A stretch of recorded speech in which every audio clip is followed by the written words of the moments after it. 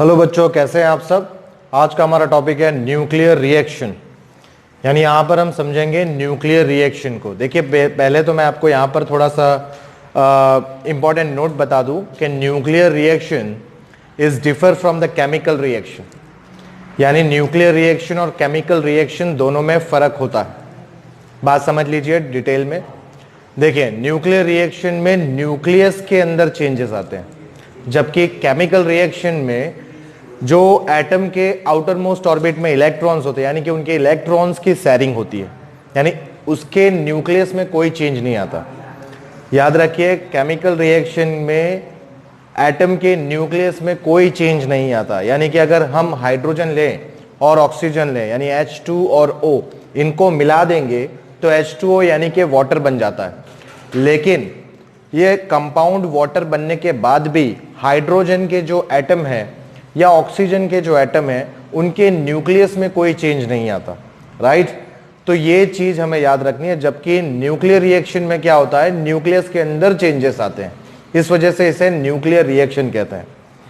इस रिएक्शन को, nuclear reaction को समझने के बाद हम न्यूक्लियर रिएक्शन की प्रोसेस को समझेंगे, जो आगे चलकर फिजन और फ्यूजन में आते हैं, यानी breaking method of nucleus, right. चलिए आज हम समझेंगे न्यूक्लियर रिएक्शन को। Nuclear reaction, a reaction which involves the change of stable nucleus of one element into the nucleus of another element is called nuclear reaction. यानी एक stable nucleus जो है या अनस्टेबल न्यूक्लियस किसी दूसरे नए न्यूक्लियस में कन्वर्ट हो जाना, राइट, इसको कहेंगे न्यूक्लियर रिएक्शन। बात समझिए क्या कह रहा हूं मैं, न्यूक्लियर रिएक्शन। अब ये होता कैसे, देखिए, it usually caused by bombarding the reacting species with suitable high energy particle.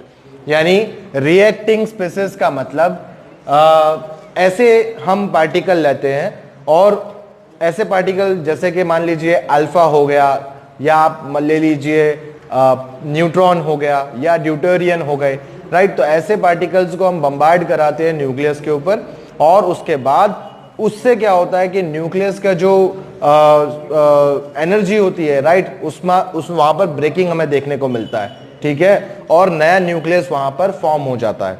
तो इसे कहेंगे न्यूक्लियर रिएक्शन। क्लियर। देखिए सिंबॉलिकल रिप्रेजेंटेशन में आप देखेंगे होता क्या है, it is capital A plus small a which gives you capital B plus small b plus Q।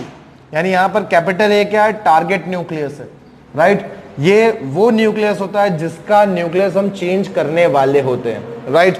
उसके ऊपर हम क्या करते हैं, इस न्यूक्लियस के ऊपर इस दूसरे एलिमेंट का बम्बार्डिंग करते हैं। This is a bombarding particle और विच इज कॉल्ड प्रोजेक्टाइल। क्या कहेंगे इसे, प्रोजेक्टाइल भी कहेंगे।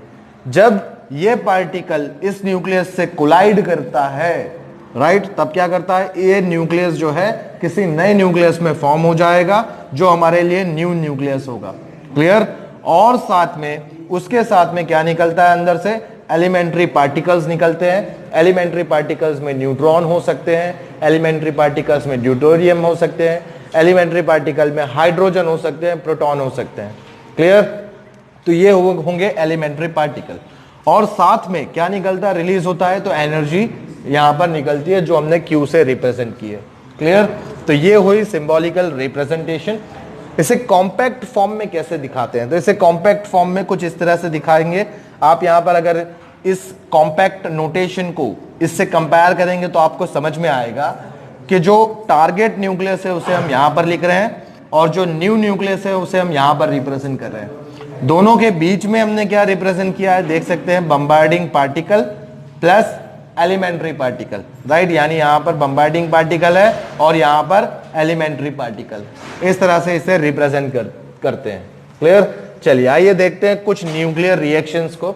आप यहां पर देखेंगे ये जो हमारे पास बोरॉन है 510, इसके ऊपर हम अल्फा पार्टिकल से बम्बार्ड कर रहे हैं, राइट। इससे क्या हो रहा है, जब अल्फा पार्टिकल बोरॉन के साथ बम्बार्ड होता है तो वो नया न्यूक्लियस क्या बना रहा है, देख सकते हैं यहां पर कार्बन बन रहा है। क्या बन रहा है, कार्बन। और साथ में क्या रिलीज हो रहा है, तो एक हाइड्रोजन यानी कि प्रोटॉन रिलीज हो रहा है। क्लियर। यानी इसे अगर हमें रिप्रेजेंट करना है तो सिंबॉलिकली हम इसे इस तरह से रिप्रेजेंट कर सकते हैं। यहां पर देखिए, it is alpha and it gives you elementary particle as proton. Clear? यहां पर हम इसे ऐसे बता सकते हैं। क्लियर? चलिए यहां पर आप देखेंगे बेरियम है 4 9, इसके ऊपर अल्फा पार्टिकल हम बम्बार्ड कर रहे हैं और क्या बन रहा है? अगेन कार्बन बन रहा है, लेकिन इस बार हाइड्रोजन की जगह क्या मिल रहा है? हमें न्यूट्रॉन मिल रहा है। क्या मिल रहा है? न्यूट्रॉन। तो इसे किस तरह से रिप्रेजेंट करेंगे? देख सकते हैं अगेन अल्फा पार्टिकल यानी अल्फा, और क्या मिल रहा है? एलिमेंट्री पार्टिकल हमारे लिए न्यूट्रॉन है, तो इसे इस तरह से रिप्रेजेंट कर सकते हैं। क्लियर? चलिए यहां पर देखिए सोडियम के ऊपर, अब देखिए ये हमारे लिए अल्फा है, जो बम्बार्डिंग पार्टिकल है जिसे प्रोजेक्टाइल कहेंगे, ये भी हमारे लिए अल्फा है। क्लियर? जबकि यहां पर हमने क्या यूज किया है? देख सकते हैं ये हमारे लिए न्यूट्रॉन है। क्लियर? यहां पर ड्यूटेरियम का इस्तेमाल किया है और यहां पर गैमा का इस्तेमाल किया है, यानी गैमा रे भी हमारे लिए एज अ प्रोजेक्टाइल इस्तेमाल कर सकते हैं, एज अ बम्बार्डिंग इस्तेमाल कर सकते हैं।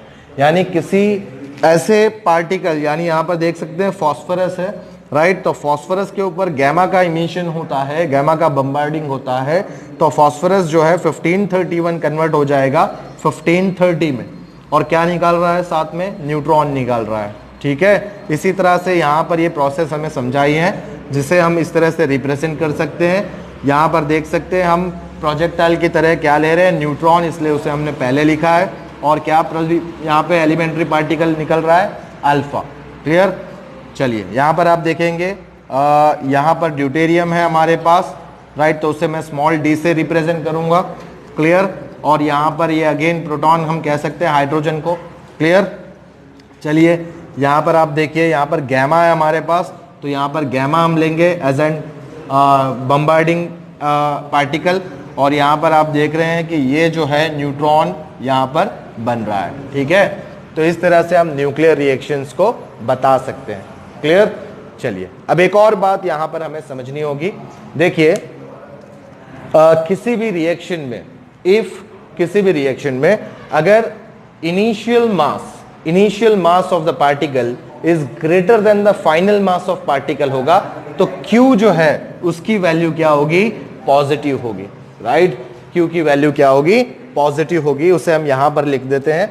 देखिए दैट पहली बात, फर्स्ट टर्म यहां पर हम रिप्रेजेंट कर रहे हैं, that if initial mass is greater than final mass or masses, right? Initial masses is greater than final masses, then Q is positive, right? Q energy क्या होगी? पॉजिटिव होगी, right? Such reaction